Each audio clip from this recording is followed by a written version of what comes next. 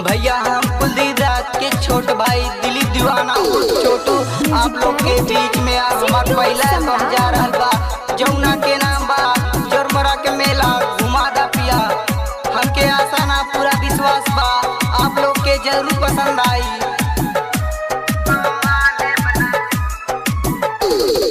जोरमरा के मेला मशहूर है पिया, जोरमरा के मेला मशहूर है पिया। यसो माने बना जायब जरूर है पिया, यसो माने बना जायब जरूर है पिया।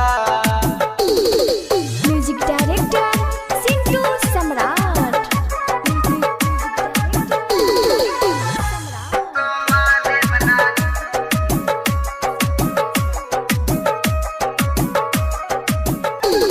अतरौलिया बाजार तू बूढ़न टुनाले गईला, इतना बेदर्दी काहे सैया भइला।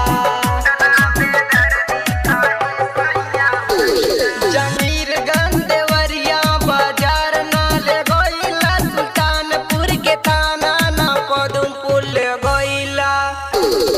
हमके अतरैठ कइला मजबूर है पिया, हमके अतरैठ में कइला मजबूर है पिया। यसो माने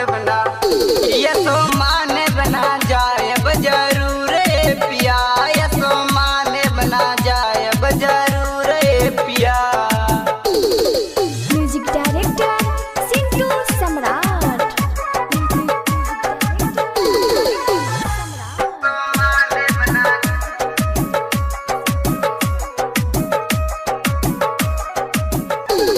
महाराजगंज बिलरियागंज कबो न ले गईला, इतना बेदर्दी काहे सैया भइला। महाराजगंज बिलरियागंज कबो न ले गईला, इतना बेदर्दी काहे सैया भइला। बाटे कुलदीप राजा के स्टार मशहूर है पिया, बाटे कुलदीप राजा के स्टार मशहूर है पिया। सो माने बना जायब जरूर है पिया, यसो माने बना जायब जरूर है पिया। म्यूजिक डायरेक्टर सिंटू सम्राट।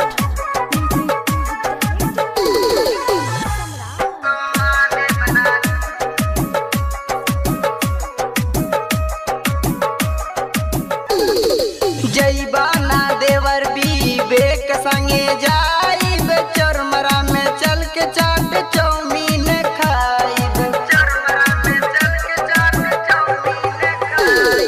जईबा ना देवर विवेक संगे जाइब, चोरमरा में चल के चाट चौमीन खाए। दिलीप दीवाना संग खायब अंगूर है पिया, दिलीप दीवाना संग खायब अंगूर है पिया। तो माने बना यसो माने बना जायब जरूर है पिया, यसो माने बना जायब जरूर है पिया। जोरमरा के मेला मशहूर है पिया, जोरमरा के मेला पिया। यसो माने बना यसो